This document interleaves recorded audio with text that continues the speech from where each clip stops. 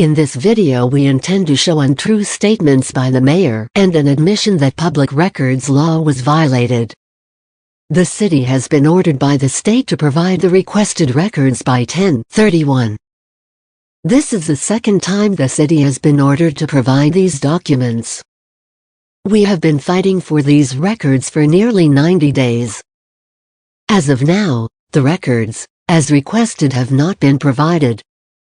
The city handed over some of the requested records but not all. It should be noted that the same records were turned over after a single appeal by the Spicer administration. What is Charlie trying to hide? I wanted to make sure that you were aware of something that I'd like your assistance with, and you don't need to dwell on it now, but I want to make sure that it's... There seems to be a bit of a disconnect, I think, between the commitment to transparency from the mayor and the senior administration and the execution and responsiveness of public records requests. And I don't think anything is outside of what is required by law, but I think there needs to be perhaps a more customer service focus on some of those requests. A couple things come to mind, and I spot check these when I can from time to time. And I have a feeling that if someone reached out to the mayor's office and said, hey, I'd like to get a list of all town-owned vehicles that are taken home, someone would facilitate that request and it would go out however it would go out. But because we have a history over years not being transparent and accessible, they go through the website, they submit a public records request, and unless there's one document that lists all of the data that's requested, the response will often go out, no, there's no such record. And the public that looks at that says, how does the city of Framingham not have a list of all town-owned vehicles that are taken home by personnel? So there's sort of a disconnect between the commitment to transparency, the spirit of the public records law, and the letter of the public records law. Because the public records law basically says, we don't want you to create something that's not in existence. But a customer service policy would say, oh, okay, so we need to reach out to all the different division heads, get a list of town-owned vehicles, and respond accordingly. I'm hopeful that perhaps there can be some conversations on how we can throw a little more customer service into our public records administration process, because in working with the administration on a daily basis, I know the commitment to transparency and accessibility, and I think sometimes just old habits of the building may not have caught up yet. It's pertinent to what we're trying to do, and I'm very familiar with that very issue, because someone came to me and said, hey, there's a request for a list of the take-home vehicles, and it's not being granted or something. And I said, we don't have anything to hide. If we have a list, we're going to give the list out. And we came to find out that it was an old list. It was never updated. An old list is a list, a document in the possession of the city. And I didn't want to give out old information. A list of all city-owned vehicles, or police-owned vehicles, assigned to employees to take home. Include make, model, plate number, and when the person was assigned the vehicle. So Mike took it upon himself to track down all the take-home vehicles and updated that list. And as far as I know, that report was passed out as under the Freedom of Information Act. Good morning. There are no records responsive to your request.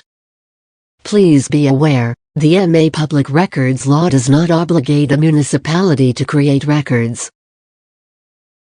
We received a denial when last year's list was available. This is a direct violation of Mass General laws. Following the Public Records Law, the city should have released the old record. In their denials to us, they never claimed they were working on a new list, or that it would take time, just that records did not exist. This statement by the mayor is an admission of his department knowingly violating the Public Records Law, whether that was the intent or not. And it was a current updated list. And I'd rather give out good information than old, out-of-date information. Our request was submitted on July 22nd. The city denied that records existed on the same day. Appeals to the state were filed. The city was ordered to provide records within 10 business days. On October 3rd, the city provided a current list of city and police vehicles responsive to our request.